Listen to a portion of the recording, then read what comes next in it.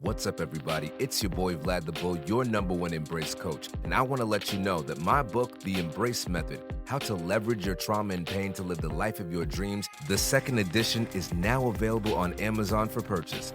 Through heartfelt anecdotes, practical exercises, and profound insights, this book will show you how to confront your demons, heal your wounds, and emerge stronger and more resilient, ready to embrace a future with limitless possibilities. Remember, embracing your pain is the first step to transforming it into power. Be sure to get your copy today. And remember, embrace your struggles, embrace your successes, and most importantly, embrace yourself. Visit www.embracemethod.com to learn more about the Embrace Method book and the Embrace Framework.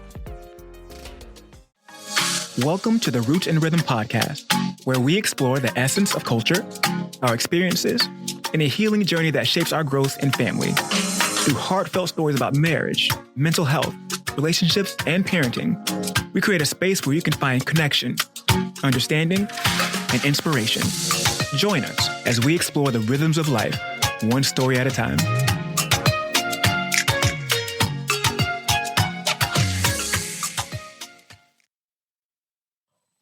What's up, everybody? Yeah. Welcome to another episode of the Roots and Rhythm podcast, where we explore the rhythms of life, one story at a time. It's your boy, Vlad the Bull, your #1 Embrace coach, and I am joined by my lovely co-host, the one and only Angie Louissaint. She is in the building.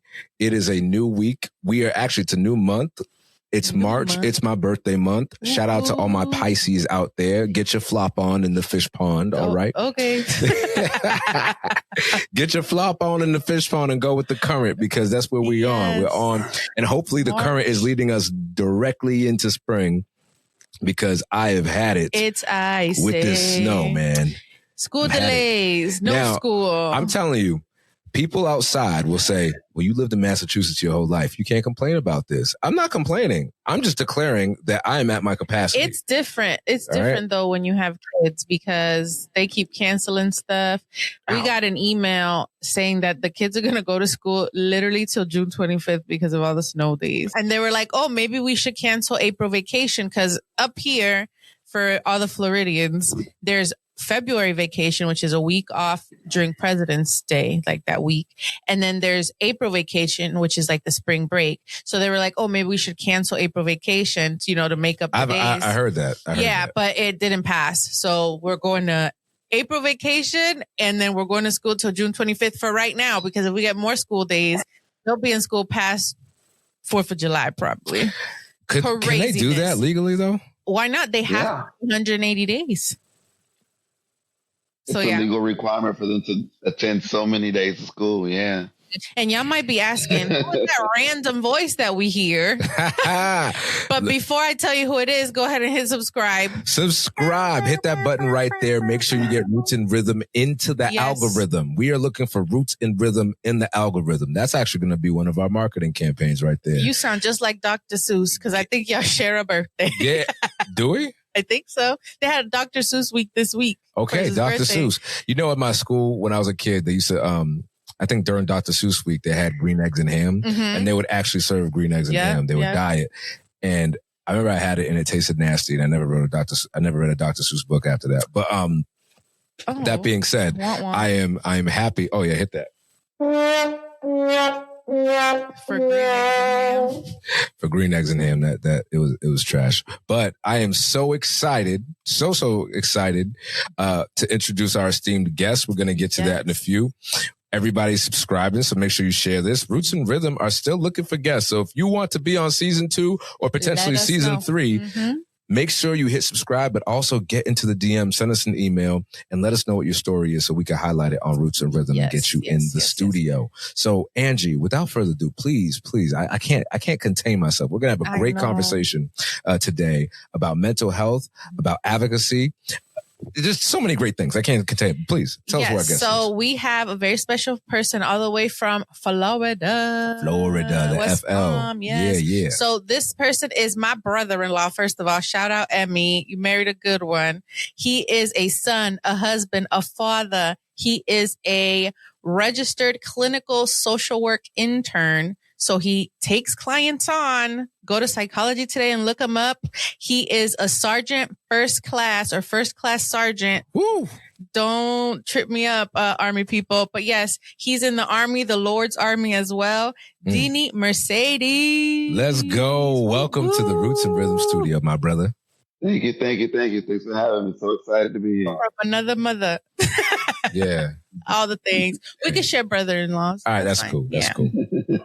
All right, that's cool. What's up, man? First and foremost, welcome to the Roots and Rhythm podcast, brother. It's good to have you here. We've heard many great things about you through both Angie and through Emmy. So shout out to the family. We always love having family out here. Yes. And before we even get any further, man, thank you for your service to our country, brother. Oh, thank you for your support. Yes, sir. Yes, sir. Love my men in uniform, man. You know, my brothers and sisters in arms abroad. Thinking about you guys, especially in these perilous times. Yes. Man. Oh, and if you potentially, anyone listening wants to join the Army later, Dhiny might be your drill sergeant because you're both in drill sergeant school. So we gotta get a major pain thing in here, man. Tell us a little bit about yourself, man. Who is Dhiny behind the uniform, behind all this? But all also within it. Yeah. Like, tell us a little bit about yourself, brother. Well, much like Angie said, I'm a husband, a father, a son, a brother. I'm very passionate about mental health, the reentry community. For those of you that are aware of what it means to be like just as involved or have an arrest or a criminal history. And for the past 10 years, I've been on a journey down the path of helping others with mental health issues, helping them find resources, both in the military as a behavioral health tech, and now as a registered clinical social work intern, a licensed clinical social work therapist to be. That's right. I love it, man. I love it. So how did you decide that this was the direction that you were going to go into? Like, how did the service to your country and then the service to the people here as well in the more direct clinical route? Like, how did those two mesh together for you? Man, there's like so many stories, so many things that led to this path for me. You know how they say hindsight is 20/20. As a kid, there are things now that I remember seeing that I was always intrigued by, you know, that stirred my emotions in different ways. And just like recognizing like, wow, this is something, and eventually growing and realizing like, wow, this is something that I can legitimately do. My first encounter with like a mental health crisis, I think I must have been about 10 years old. And we were at the bus stop in my neighborhood, and this younger kid, this kid must have been like 2 or 3 years younger than me, and he tried to crawl under the bus, and he was shouting that he wanted to take his life. And as a kid, like watching that, him screaming, his sisters and the security officers pulling him from underneath the bus, I remember just being like, wait a minute. Like, he's not that much younger than me. He's like the same age as my younger brother and sister. Like, what would make someone feel like that is an option? And then fast forwarding like into when I was in college, my plans were originally to go to go into theater, be a theater major, and write plays, maybe make my way to Hollywood like everyone else wants to, and you know, and stuff like that. And that's sure. Alana's uncle. Yeah, sure. Yeah. I remember auditioning for a play, and needless to say, I didn't get it. Otherwise, I wouldn't be here. You know, and I remember the psychology department at Florida A&M being like across the sidewalk pretty much from the theater department, and being like, I guess let me check this out. And doing, I remember taking, psychology 1101 and thinking this is interesting. And then after deciding I was going to try the psychology major thing, taking abnormal psych, and I was all in after that. That was the first textbook in my life that I ever purchased that was like $150. And I was like, nah, I'm gonna keep it. I'm going to keep it. I'm going to keep it. And then I was furious when someone stole it from me when I was at work. Yo, we were all college students, so that's on me. I left it in the break room. Yeah, we know, those college textbooks are, you might as well be finding gold, mining gold. Sort of resale value. They were like, you know what? This is rent right here, this book. Yeah. I was going to get at least $90 back from it because it was a hardback. Mm-hmm. They only had it in hardback. Yo, I was hurt. Yeah, I'm hurt listening to it. Like they took so hurt. Yeah. And I have to say, like, after I graduated from college, I kind of like I stumbled into the field of like working at an assisted living facility. And mind you, this was during our first what do you call it? That's right, recession, Angie. Because we were starving. Yeah. 2008, moving into Corralita Court, and not being able to get a job, and the assisted living facility was like the closest psychology type thing that we had that I could do. So I was a med tech at a Alzheimer's dementia specific facility, and being there with people that were dealing with dementia. They were World War II veterans, Vietnam veterans, people that led these lives. And I didn't know anything really about dementia other than what I read in my abnormal psych book. But yeah, that I only have for a minute because somebody stole it from me, and I started to see like, wait a minute, this dementia thing, like they're struggling with depression. What are these medications that I'm giving them? Like, these are people that lived like very fulfilled lives. I'm looking at them in pictures, their uniforms, or when they were in the service, or individuals that played on like legitimate, like leather helmet football teams, like, and they lived like such great lives. And I meet their families. They're like, oh, Mr. JJ was an amazing father, husband, businessman, and he helped, create this really powerful company that is responsible for the Xerox printers that you see in everybody's offices these days. And it's just like, I was just baffled that, even with dementia, people can still be experiencing depression in that way. And I was like, that was like that first moment where I was like, I might have to do something else other than just giving these people their medications. It's one of those things where it's like you have this idea, people have this idea of what schizophrenia looks like or what depression looks like. And you don't know. Your favorite cashier at your grocery store probably takes all their meds and they look your idea of normal, but they have this Beyonce level type team and regiment in the background that gives you this person that is like pristine,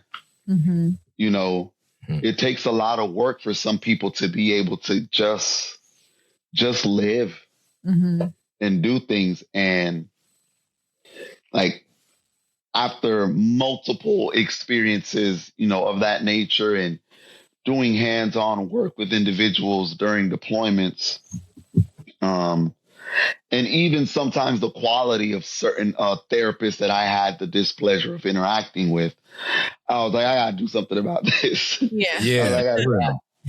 I need to get. I want me some of this, because if they could do it, I know I could probably do a better job. So it's just, it was like this thing. It was just like, one thing after the other, like, it's just like the domino effect that kept falling.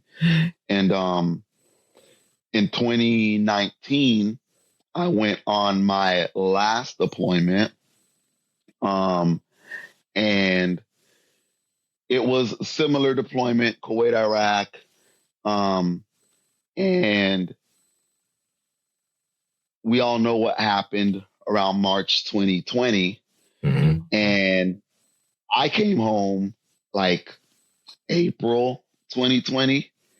I was like, oh, I'm going to go get my job. I'm going to go back to my job. I'm going to go do this thing. I'm so glad to be back. I don't have to worry about helicopters. Da, da, da. Right. And the world shuts down 3 weeks later. The whole world just shut down like 3 weeks later. And as those early months started passing, I started feeling more anxious. I started feeling more depressed. Were you at the dementia clinic then, at the facility? No, dude. I was already working at Career Source at that point. Oh, yes, Career Source. Yep. Yeah, I was working at Career Source at that. Yeah, I was helping people that with arrests and convictions get jobs. At that point, I had already worked in the reentry field, working in jails and prisons as a case manager for roughly about 5 years. And I went on to do that for a while throughout the pandemic and some more years after that. But that I had my own moments with depression and anxiety, and thank God for my wife and my family. I was able to get the space that I needed to be able to get right. And then even furthermore, I was like, wait a minute, you've been doing all this stuff with mental health in the military. You've been working with people in the jail and in the prison that are dealing with all this hurt and all this trauma, and you're not doing any of your own work. You're not doing any of your own work. Look at the man in the mirror. That takes a lot of awareness, man. Because oftentimes we hear about clinicians or people who are people who work in this in direct service, and you would think that the people who are giving the advice or people who are guiding lives are the ones who are also doing the same for them. No. But I can't tell you how many times I've talked to clinicians and they've been like, "Oh well, I don't need. I'm a doctor." Or I'm a therapist. I don't need a therapist. I'm good. And there's no such. Yeah, run. Yeah, and you can't fill from an empty cup, right? Like if you're not in a good place, how can you give good advice? It's like you're not there yourself to make others better. So yeah, I'm glad that you were able to do that, Dhiny, because that means that you're doing really good with your current clients today, because you've already done that work, so you can guide them to also do. Yeah, absolutely. And it's what people need to understand. It requires it's a journey. It's a journey to be able to get to that point where you understand yourself, and understand the value of making sure, as you so eloquently described, Angie, filling your own cup, filling your own cup. Yeah. So that you may help others, with their situations, of course, within, your realm of understanding, and, and even if it means pointing them in the right direction, so there's so many things, that just like so many dominoes and things that fell, into place that were, they were just like big time like just so incredible, that were things that like kept me up at night, like in a good way. Yeah. You know, and it was just like this excitement for it. Going through grad school, I tell people all the time, going through grad school because of all of, you know, everything I described to you all, from undergrad to working at an assisted living facility to going into the Army, doing clinical rounds for behavioral health there, then working in the jail and the prison with people with mental health issues, some of which were murderers, by the way. I've had some of the best conversations with people that have, like, you know, the most intense or scary type, arrests or, you know, or prison history. And then getting into grad school, by the time I got to grad school, I tell people all the time, like, I really felt like I was cheating the entire time. Because you had that lived experience. People don't put enough emphasis on lived experience, you know, because you could be hella book smart, but then guess what? That's all you know. Well, and books can contain everything that you can know, like out in the field. Right. Because just think about what I said about my abnormal psych book. That was my book. Yeah. You know, I loved it. I read it and I was just like, oh my goodness, let me read about schizophrenia. You know, and I flipped to it, or let me read about bipolar and dementia. And then when I got in the facility, the assisted living facility with folks that were dealing with that, I was like, wait a minute, that's not what I understood. You're not presenting like the people in the book. What is correct? So, you know, I think it's interesting. I'm glad that you said that, because the way that I describe mental health diagnoses to people is like this. And maybe y'all will think this is funny. I think it's funny, and I say it to my clients all the time. It's like buying a dress off Temu. Wait. You got to break that down for the audience. One size does not fit all with that Temu. Exactly. You buying a dress off Temu, you see the picture, you see what the model looks like, and how she's wearing it. And I joke with them and I tell them all the time, I'm like, look, Sally, you'll buy that dress and I'll buy that dress. And let's be completely honest, it's definitely going to fit me a whole lot different than it will fit you. People may be impressed by that little black dress on you, and they're going to laugh at me for wearing that dress. And it's not good, bad, or indifferent, but depression looks different on different people. It's going to look different on your Haitian brother. It's going to look different on your Cuban brother, on your Cuban sister, your Puerto Rican, to that point, Dhiny, right? Like, historically, medical books only did research on white male patients. So it's like, you go out into the field and you see all this, you know, this different tapestry of folks. You're only going to see the textbook example on this small subsect when the world is this big. So exactly, you know, that's also another layer in like the whole medical thing. Yeah. Because listen, I was telling one of my one of my people that are doing their clinical field stuff for their grad school at my facility. And she was like, I asked her, like, what diagnosis do you think this person has? He's like, I don't know. I was like, what do you think? They were like, I don't know. Maybe they're depressed. I was like, no.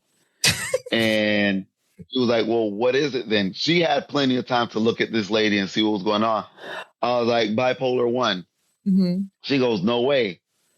I'm like, yeah, but this lady is from a culture where it's what you expect for them to be, like really upbeat, you know, very nice and stuff like that. So you think that there's nothing wrong until you start hearing like that outlandish language.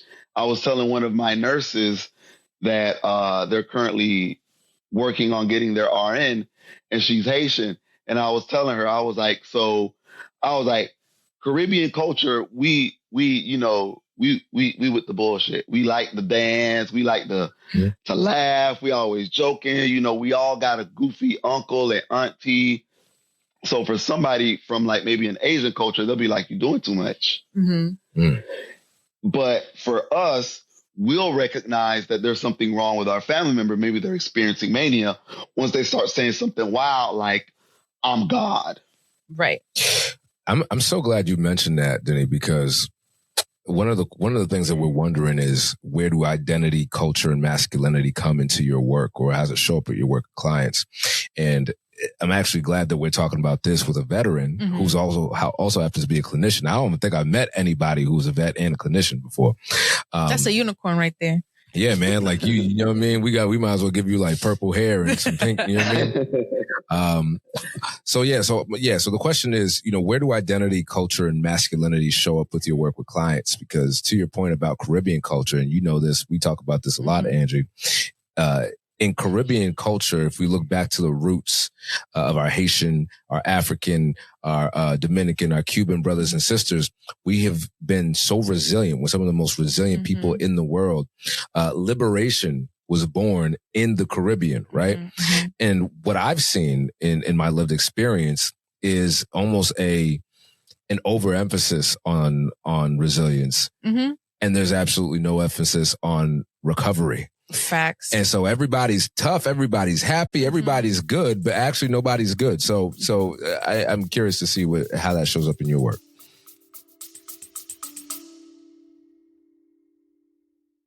Hey everybody, it's your boy Vlad the Bull, your #1 Embrace coach. Listen, I know that you are enjoying this Roots and Rhythm podcast episode, but I want to take a minute to talk to my fellas. Let's talk energy and vitality. If you've been feeling low, sluggish, or not quite yourself in the bedroom, it's time to check out the Natural E-Man. It's a powerful, all-natural men's supplement created by a good brother I trust, Dr. Quentin Cancel, someone I met in my men's group who's all about holistic health and real results. Trust me, I've seen the impact firsthand.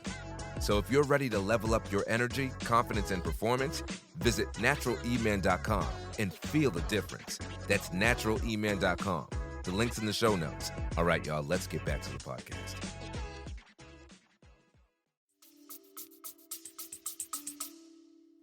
Well, first of all, as it relates to masculinity, one thing, a perspective that I have on it is as a millennial, like I've given up, and I feel like, hey, everything is gay. Everything is gay. Seeking help, gay as hell. Yeah. What? I've accepted that everything is gay, and I don't care. Yeah. And I don't care. And I know it sounds extreme, but the reality is that masculinity and even femininity is unique to you. Right. It's unique to you. You have to be confident and sure within yourself about, who you are, whose child are you, whose father you are, what are you representing in that? What are the things that are unique to you that you know that you're okay with and you love and appreciate about yourself? There is no one defined way of saying what is masculine. It's about your personal journey. However, as it relates to culture, we know, about, the aspects of masculinity that we were taught, as far as like being Afro-Caribbean, or just being like a Black man in America. And understanding that you're pigeonholed to this, like, as you were saying, like this tough guy type of mentality. And what I have learned is that people often find peace a lot faster when they learn to accept themselves. Ooh, yes. When they learn to embrace and accept themselves. I love it. Yeah. That's powerful, because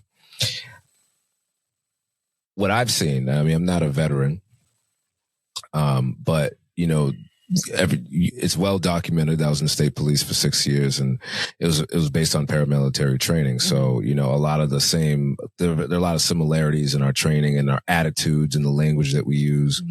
And something that began to really drive me away from the culture that was in the state police was that everybody seemed to not talk about work outside of work. And that was troubling. And obviously the state police, like many military organizations, are patriarchal in nature. And the women that are there are just there. I guess there was no attitude for or against them, but the emphasis was on male leadership. And here you have these men who, by the dozens and the droves, are signing up to do these super special assignments. These, like, you got guys in working with violent fugitive apprehension. You got people working in internet crimes against children. You got people who are working with the FBI and with the NCIC stuff.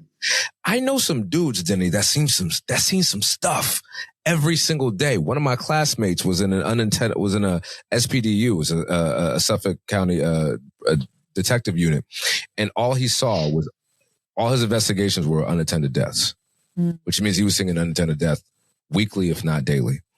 And one day I asked him, like, yo, bro, what's good with your unit? He's like, man, you know, it's good. You know, it's a good unit, 9 to 5. And I'm like, I get that you have an admin schedule, but I'm asking, like, how you doing though?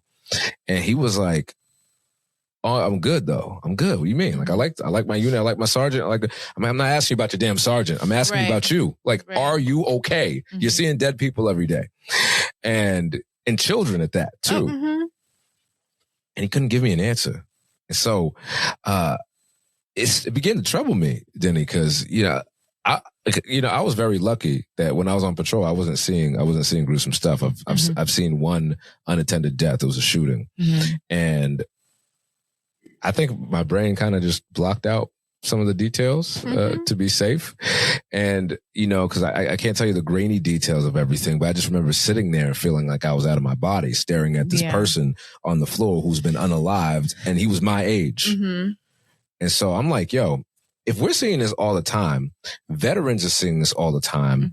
I've some of my best friends, one of my best friends is a veteran, and he had PTSD, and he began acting strange a few years ago. And like you said, the language was just not languaging. Okay. Out of clear blue sky, he began saying things like making grandiose statements like, I am God. I'm a wolf. I'm a tiger. I got to protect home. And it made me wonder, I'm like, what is happening to our veterans and our people in armed forces that it seems like nobody's really getting the help that they need in the response that they need. So I'm curious to hear, what your experience as a veteran with that, witnessing that is. So one of my biggest frustrations is, like, that the help is there. The help, it is there. However, it's never convenient or easy to be able to get to. And that's why, like, you look at places like the VA, and they have outreach teams, they have clinical social workers, they have case management social workers that literally, it's their job to go out and find those individuals that are at home, closed in behind a wall, and maybe they manage to be able to make one call to a suicide hotline, and that hotline says, ask them, are you a veteran? And they're like, yeah. So they'll call the VA, or they'll call the police and send it to that person's house. We're still trying to figure out how to touch all of the veterans from Vietnam, that the infrastructure just didn't exist. Like, we're still backlogged on those folks. And they're just starting to get comfortable with going to the VA when it comes to, as we call it, like, the modern soldier, the modern service member, now it's like a lot of it's if you look at coming back from a deployment as you would being discharged from a hospital, where there's this possibility for so many gaps.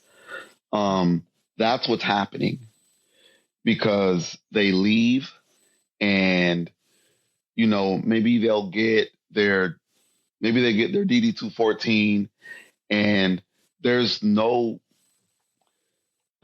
a process, but it isn't always consistent with their leadership in saying, hey, JJ, you need to do this, you need to do that, you need to set up your appointment for this, because now it's no longer us that's going to be helping you do this. You're going from an environment where everything is curated for you to be able to go and get your medication, go see your mental health provider. And that's if you're in a good unit.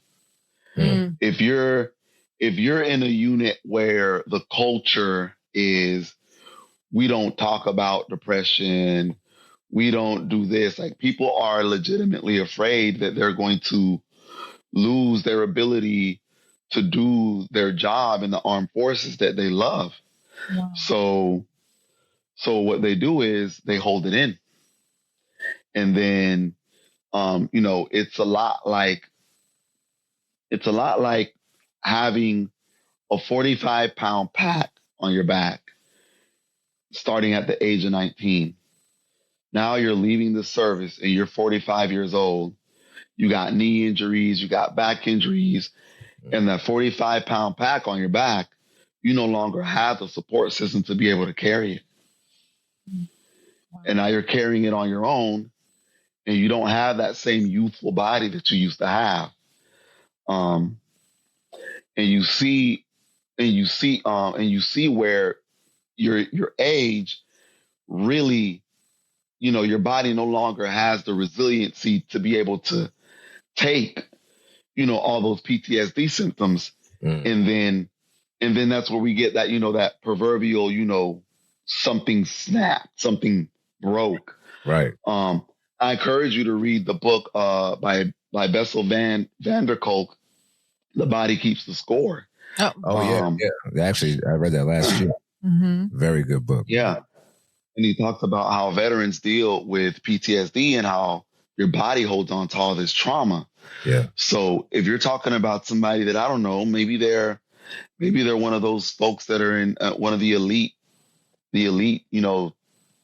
teams, like one of the SEAL teams or something like that.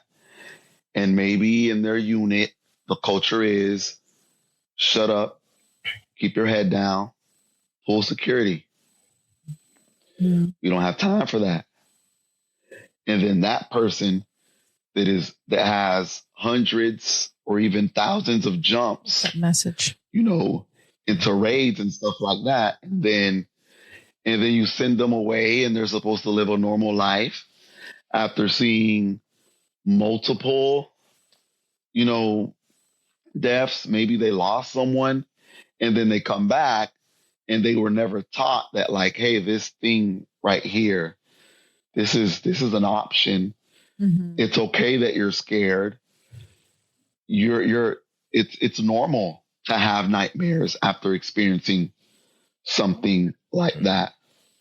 Some of us, like, it's this weird, I believe that it's this weird survival of the fittest type thing where, our ancestors, they survived these atrocities. And much like you said, Vlad, you were like, I think that my brain kind of like turned some of that stuff off.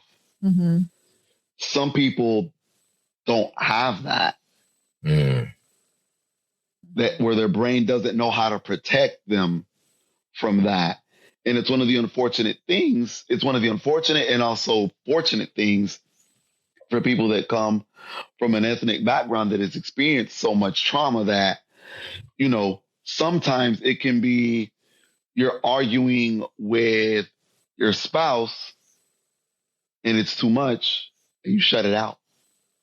Yeah, you shut down. Yeah.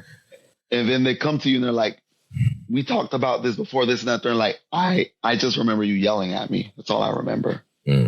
Yeah. Yeah. Wow. And then Dhiny, with everything that, you have on you from all your clients and your soldiers and your, just everyone that you deal with work, how do you take care of your own mental health with dealing with everything that you do work-wise? Well, for me, I have my therapist. I have conversations with my prescriber monthly. I also, you know how I am, Angie. Mm-hmm. I like to work out. I have to work out. You got your home gym. He has a whole setup in the garage. I am so jealous. That's my dream, to have a garage and a gym. Yeah. In that order. And if I don't exercise enough, my anxiety or my wife will kill me. Mm-hmm. And Alana and Aria won't have a Theodini because she'll kill me. Mm-hmm. So I have to. There are days, Emmy is such a huge part in me being able to maintain my mental health because, she'll like come and tap me on the shoulder. She's like, dude, like you're being a grade A-hole right now. Mm-hmm. Did you work out? Mm-hmm. How did you sleep last night? Mm-hmm. I noticed that for the past 3 nights, you haven't worn your CPAP machine. What are you doing? Mm-hmm. Type of thing. Like, and those are all those things that kind of like I described earlier, like, it's like we all have like the possibility to have like this Beyonce type level team in the background that's going to make sure your makeup, that you're beat to the gods. If it's your makeup, that you're taking your medication, that you're exercising, that you're giving the time that you want to give to your kids, because it's kind of like, hey, I know you want to be a really good dad. Time to put the phone down. It's family time right now. Work can wait. I put pockets of breaks and things of self-care throughout the day. I wake up first thing in the morning and I cook the same breakfast every day. Egg white omelet, ham, cheese, onions, bell peppers, 2 slices of tomatoes, and your black coffee. My black coffee. No sugars? Please tell me. No sugar. Yeah. No sugar. No sugar. Oh, wow. So that must be that really good dark roasted, because I like black coffee. And if it's really good premium black coffee, you can have it with no sugar. Julie thinks I'm a psychopath. Bustelo. Who? The coffee. Bustelo. It's espresso. Bustelo espresso. Mm-hmm. Yeah, no, I like me some black coffee, man, because I don't like all that cream.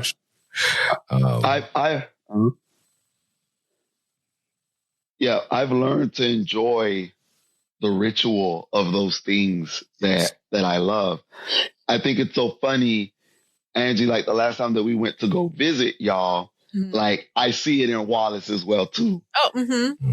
For him, it's like it's a whole ritual. He puts on a certain, he gets comfortable. He has on his socks and his shoes. He's very Mr. Rogers, okay? Because when he gets home, he puts on his house shoes. He puts on his house outfit, his lounge wear.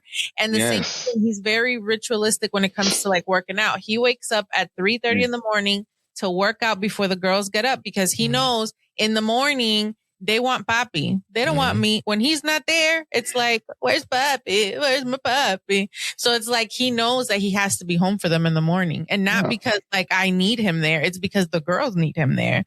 So you guys are very regimented, which is good because that does help with your mental health. You have a routine. Yeah. It does. Yeah. Yeah. So, like you see stuff like that, and like seeing Wallace in his element, and seeing that and being like, you know what? Like, I'm glad that I can see in another person, like that's my bro. Like, he has his own routine, and it's not just me that needs it. Like, I need to do this for me. And when he comes visits, he goes in my gym and he does his push up. He takes care of himself, and it's like, we need to normalize letting people have their space. Mm-hmm. Let them have their space. Let them do their thing. Our grandparents had their knitting and their baking and, and they're feeding the chickens. Dude, let them scrapbook. Let them scrapbook. Let them do what they got to do. Give them their 2 hours or 3 hours that they need. Mm-hmm. And we talk about that a lot here. It's like people need their own space in order for them to come together in their coupling and be able to be a good spouse partner, because you can't just be all about that person all the time, you know? So it's like you need your own space to do you and then come and be with your cup full in order to give in the relationship. So yes. Yeah.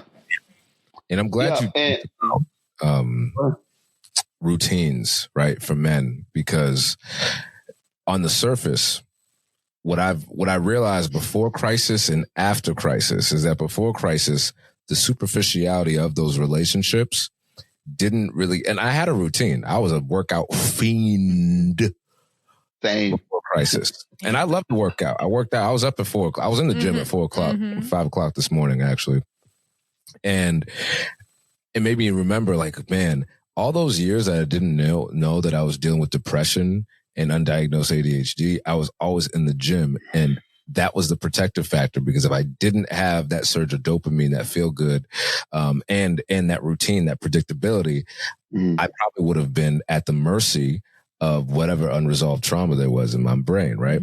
And so, but the superficiality of the relationships that I realized I had did not help me avoid crisis. Right. And so after that, I had no choice, right, Dhiny, but to create a diverse system of support that not only could be predictable in if I fell into a crisis situation again, if for some reason I wasn't taking care of my mental health, if for some reason I wasn't taking my medication, or I just fell off the face of the planet because that's just how I learned to cope. That people just check in, like people calling me, and I don't sometimes I'm gonna be honest with you, sometimes I don't want to be called. I don't want to be bothered. I want to text you back. Especially if I'm going through it, like I have all these tools at my disposal, but my default for so many years has been to isolate, be quiet, and cope however I can. Get it how you live. You know what I'm saying?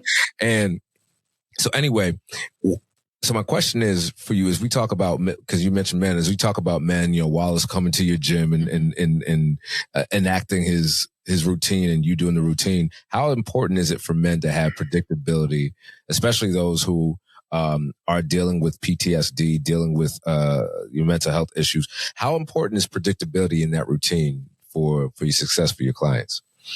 Listen, it's imperative.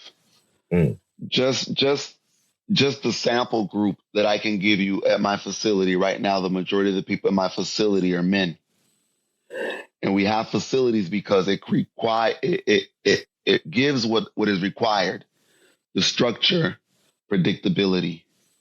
It gives them a microcosm of what the real world is like, right down to the point of diversity. And one person could be dealing with depression, another person could be dealing with psychosis, another person could be dealing with PTSD, and you all still have to live together.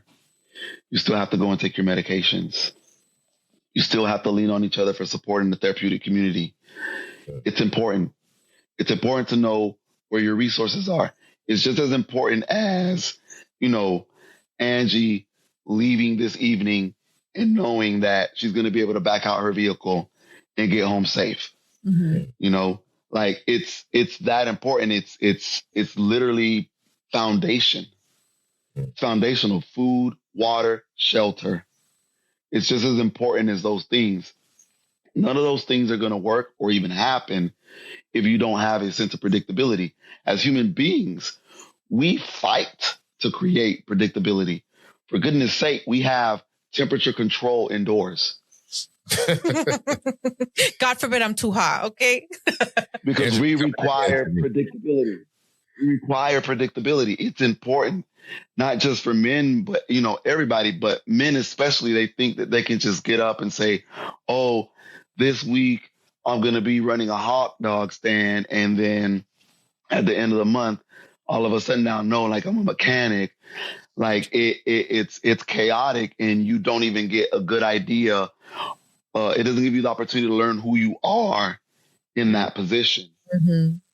You know, like being a husband, like that requires consistency, being there, talking to them, having the difficult conversations, working out those very same muscles that, you know, well, not even those very same muscles. It's a lot like going to the gym. Mm-hmm. If I know that I struggle talking to my wife about finances, then it means I have to continue to have conversations with my wife about finances. Yeah. And working that muscle so that I know and I have a sense of predictability on how we can talk about this without me getting upset, without her getting upset. Mm-hmm. You know, there's so many facets of the predictability that's important, but because we have adverse experience, possibly traumatic experiences, we run. Mm-hmm. And we don't give ourselves the opportunity to work through that discomfort. I tell my patients all the time, dude, human beings, we're weird. And we're awkward. We're weird, all right, dude. We're weird. We're awkward. We make everything so super awkward. I can remember being in college, and even like I remember the first time going to Angie's apartment with my wife, and it just being like kind of like clunky and weird.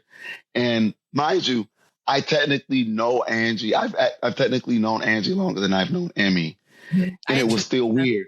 Oh yeah, that's right. That's right. You did mention that. Yeah. So it's like, you know, it was a new dynamic now. Mm-hmm. So it was kind of like clunky. Yeah, right, type thing.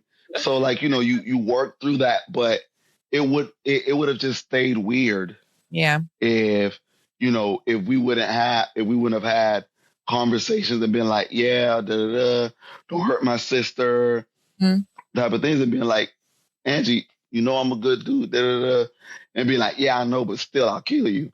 Right. You know, and moving through those conversations and being able to be like, okay, it's okay. Yeah. I kill you. And being able to have just sit in that in the uncomfortable is really important. I have a friend, he's also a therapist, his name is Jay, and his whole thing is sit in it. Mm-hmm. I need you to sit in it. But that's so true, Dhiny. Like, what I hate the most is people that run from their problems. It's like, bro, face it head on, though you're not going to die. You know, like nothing, any conversation that you're going to have, the end result is never going to be death. And that's like what you should fear. You know what I mean? Like you got to go through it to get through it. Or what's the saying? It's something like that. To get over it, you got to go through it. Yeah. And I think what's important to remember about that too is, because I had to learn this with my own communication with my wife, is I was the avoider. Mm-hmm. When there was a difficult conversation, I didn't want to have it. And I would have problems. I would have grievances. I would have qualms. I would have needs. I wouldn't communicate those needs.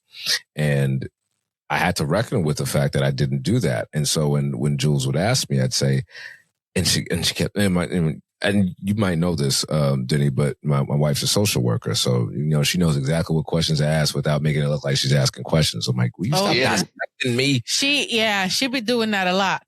Yeah. And she's very good at it. She's good. And you're like, oh, this girl talk. No, she's diagnosing you. No. And she is really, really good at it. And nobody had asked me questions like that before. Mm-hmm. And what I realized is that I was avoiding conversations, difficult conversations, because I was afraid. I thought in my mind, from my trauma, what my trauma taught me was, if I say something that is difficult for both of us or difficult for you to answer, you might just leave. Yeah. And if you have abandonment wounds, the worst thing in your life is revisiting that trauma of somebody leaving you behind. Yeah, fair. And so, you know, so there's a reason, but to your point, getting better and engaging in that sort of therapy and in that intervention is realizing when you should be on alert and when you should relax. Yeah. Because my wife was not my enemy. She was not abandoning me. She was not my daddy. But in those moments where I felt like, I really want to say something, I froze because I didn't want to be abandoned again. Mm-hmm. So, yeah, man, it's really, it's fascinating how that works. Yeah. But you got to have that work. And I'm glad that you have friends that are not only that could pour into you, but that also know the feel, who will be like, hey, yo, Dhiny, bro, just go sit in that. Yeah. And we've talked a lot. We've talked a lot, Dhiny, about, Emmy and you being a husband and a father. So how does being a husband and father, how has it influenced the way that you view emotional health? Man, listen, I know that you probably hear it a lot in therapy, and we talk about emotional regulation, but being a father and a husband, being a decent human being, emotional health and understanding and allowing yourself to feel your feelings without projecting is imperative. Because, our babies, our kids, we may see something in them that reminds us of a path that we went down that hurt us, and we don't want that hurt for them. Mm-hmm. And the way that we react, much like Vlad said, might come from a place of hurt. It may come from a wound. So if the way that, maybe it's not that you clam up and you don't say anything. Maybe you yell. No, that's me. Maybe you don't even yell. Maybe if you feel afraid that someone's going to leave you, you lie. Oh, yeah. It's like, if I'm honest, every time I've been honest, I've been hurt emotionally. Like I haven't felt safe enough to be honest. So allowing them to feel their feelings, allowing people to have their human moment, their human reactions. I tell people all the time when they're sitting across from me, I tell them, like, look, I'll give you your first thought and your first reaction. You can have that. Heck, I'll even give you the second one. The third one is an opportunity for you to get the time to figure out what is the best way for you to communicate or convey what you're feeling without hurting someone, or without doing something that later on you're going to regret. Because if you all remember the first time you were on a roller coaster, exactly. Exactly. Yo, that's right. And nobody judged you. And nobody judged you. Nobody even judged you. They let you have your moment. They let you have it. And then you were like, let's do it again. And then by the third time you were like, I know where the camera is. We're going to look at the camera. We're going to scream. Or we're going to shoot deuces, or we're going to do whatever or whatnot, and that's how life is. I never got that far. He never got that far. He ain't taking no pictures. I was like, I'll go again, but I'm not going to like it. So if you see that still frame, I was like, yeah. Well, I had my first lesson with Splash Mountain, now Tiana's Bayou.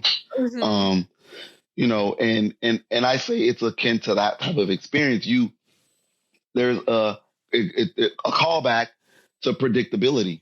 There's a predictability that you can build by regularly expressing your emotions, sitting in your emotions and feeling them, and being like, hey, the last time I had this conversation with my wife about finances, like, I got really agitated and I want to buy a new car.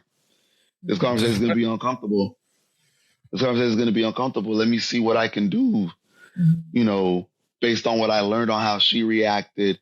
And, it's a long path of like rapport building. Yeah. You do it with your family members the same way you do with your therapist. I was laughing because I thought in the example you gave, Dhiny, you were trying to say, I am so frustrated with you right now. I'm going to go buy a car. I'll be right back. I'm like, dang. Not on Emmy's watch. Everybody like, no. you. No. Get a coffin with that car, because if you come back, you're going to need both.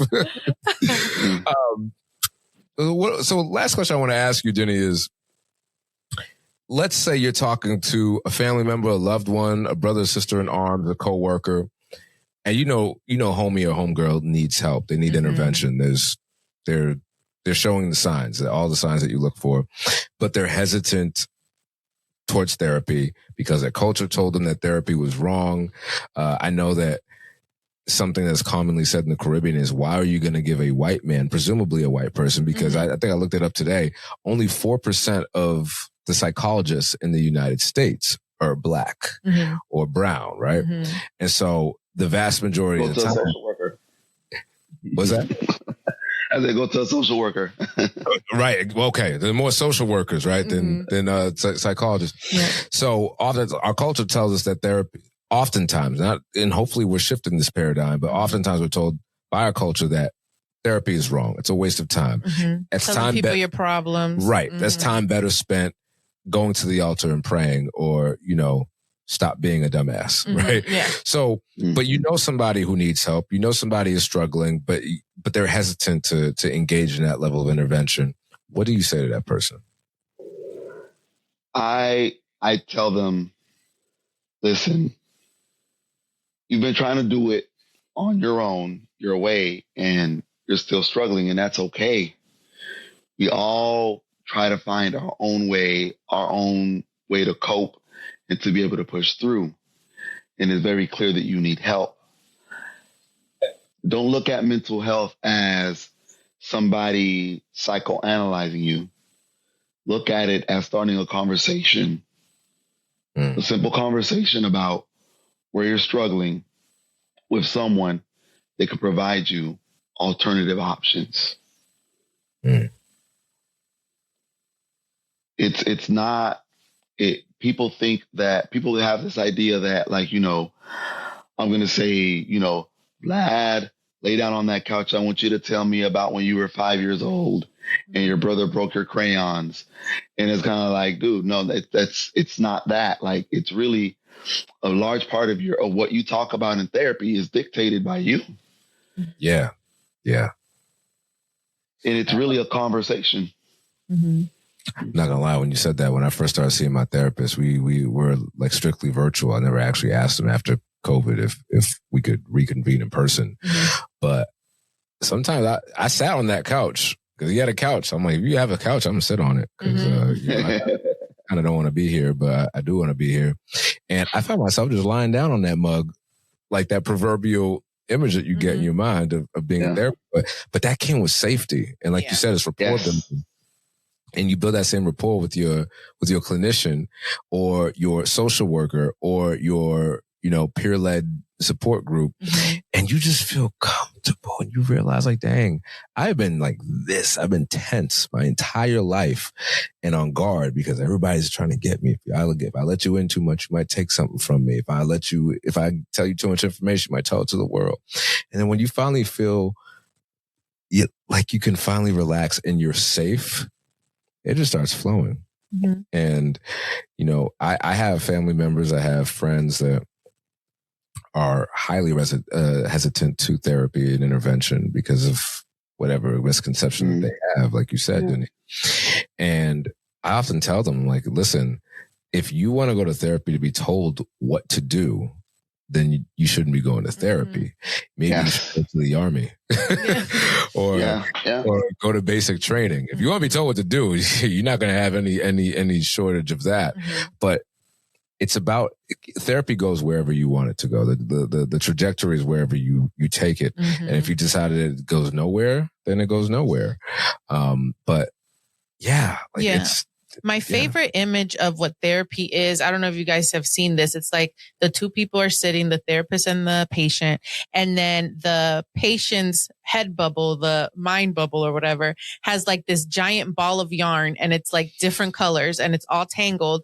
And then what the therapist does is takes that yarn and puts it in the categories. So it like organizes the mess that's going on in their brain. And I just love that analogy because that's literally what's happening. The therapist can't do anything unless you give them the information to kind of help you go through it and organize it, right? And see why you're feeling the way you feel. But yeah, definitely. You have to be able to share. And I don't think it's one size fits all, right? You might have to quote, quote, start, I don't want to say dating around, but test different therapists. Shopping. Yeah, you have to shop for your perfect Temu dress per Dhiny, right? Like which dress is going to fit you the most, like which therapist is right for you so you can feel comfortable and open up and talk, and be able to, get those thoughts in order. So. Yeah, definitely. Yeah. I think that people don't realize that you are allowed to shop your therapist. You can meet with one and be like, I don't like his voice. Right. Her eyelashes were distracting, whatever it may be, and be okay with that. I promise you, us therapists are not going to get offended if you say, I don't think this is working. And even if you've had your therapist for some time and you feel like you're not making progress, it's okay to say, I think I need to transition into trying another therapist. You've brought me so far. Sometimes your therapist will break up with you, and that's also okay. Yeah. It means that they've gone as far as they feel like they can go with you, and they may recommend somebody else. Mm-hmm. Yeah, I did that when I went to EMDR therapy. And even though I had this almost a decade relationship with my therapist, I was having a hard time telling him, I don't think this is working for me right now because I'm struggling with very specific flashbacks, and they're really intense. Yeah. And just talking about this in an unstructured way is not helping right now. I feel like I need something more. And I said that with trepidation. I thought homie was going to say, well, fine. Because if I was off, I have to remember, okay, your therapist is not your mom. He's not my mama. He's not my mama. Right. He's not your mom. He's not going to get mad at you. And if you hurt, this is his job. And he said, you know what? That's great. Yeah. Do that. And it was one of the best decisions of my life. And I made more progress in, actually I won't say more, but I made necessary progress in EMDR therapy that in a time frame that I would have never gotten through in years of talk therapy. Right. And I think that just, to your point, Dhiny, that just gives credence to being comfortable advocating for yourself. Like you've already gotten this far and decided to go to therapy. Don't settle for something that's not working. Absolutely. I've had patients fire me all the time. And they're like, I know you're mad. I'm like, no, actually I'm not. Like, I want you to be able to get what you need. And big ups to you for trying EMDR. As an EMDR therapist, it really opened up my eyes to how beautiful our brain is and how it plays this tape and it's trying to tell you to do something with the information. And EMDR does exactly that. It gives you the opportunity with a guide. It's like having Jiminy Cricket right there with you. That would be my guide. And them saying like, okay, and it allows you to be able to kind of like, it doesn't make it go away. And a lot like Angie was saying, it doesn't make it go away, but we help organize it and let it have its place. It's like having a Roomba vac in your house that is like broken and it's just like bumping into everything. And your therapist is going to say like, hey, I get it. Your Roomba vac is special to you. You love having it around the house, but it's scaring your pets and it knocked over your grandma. Let's put it over here. Let's put it over here. Nice. It's kind of like, your Roomba vac has a place and you get to have all the feelings that you have about it. And, you can choose to put it to the side and be able to enjoy the rest of your house without falling over. Fair. Dhiny, this has been so great. Yeah, no, this has been, Yeah, I have one last question. What would you like to leave our Roots and Rhythm audience with? What little nugget of Dhiny do you want to leave for our viewers? Give it to them. Your mental health journey is your own. Your mental health journey is your own. You may have conversations with your friends and your family members about their walk and their path with their mental health journey and their medications and what it was that they took, and be open to the idea that your situation will be uniquely yours and you get to own it. You get to own it. You don't have to lean on, what your friend's experience was or even any of the stuff that we said. Go and find out for yourself, what is it that makes you tick? Mm-hmm. What is it that makes you tick? Why is it that you don't like the color red or what is it that pisses you off so much about your supervisor when they tell you to do something? Mm-hmm. Go find out. You'll be surprised at how interesting and unique of a person, God made you to be. And it may even be part of your gift. I love it. Yeah. Dhiny, if a person is watching this in the Roots and Rhythm community and they're like, hey, yo, I want Dhiny to work with me, or I want to know more about Dhiny. I want to get into, where could they find you at? Where can people find out more about you? Dhiny Mercedes, Dhiny Mercedes on Psychology Today. You can always search for me there. You can actually even Google me as well. I have a couple of research projects that I did when I was in grad school, and that will lead to my Psychology Today as well. And he also has his own company. What is it, Dhiny? Mindframe? Am I saying that right? Yes. You can also find me. You can also find my page on Instagram, Mindframe. I'm building up my LLC, and once I am fully licensed, I will be available for the state of Florida, Texas, and New Jersey. I have a colleague that's licensed there that's helping me be able to make that happen. My man, it's healing all over the world. I love it. And literally healing all over the world, both as a clinician and as a brother, as a father, as a husband. As a soldier. Yes. And man, your life is about service, and we are here for it, brother. Thank you so much for stopping by and edifying us, man. Yes, thank you, dear and pouring into us. And for those of you who are watching this podcast, and you need help, please take advantage of the resources available. There is not a reason for you to do this alone. It will not happen alone. And bruh, tap into your Dhiny, tap into your networks, get connected. You already know what it is. Get in rhythm. It's your boy Vlad the Bull, your number one embrace coach. Angie, let's say with mommy. And Dhiny. And we are out of here. Stay rooted. Thank you for listening to the Roots and Rhythm podcast. Make sure you like, comment, and subscribe so you can stay notified for all our updates, including new episodes. Until next time, y'all, stay rooted.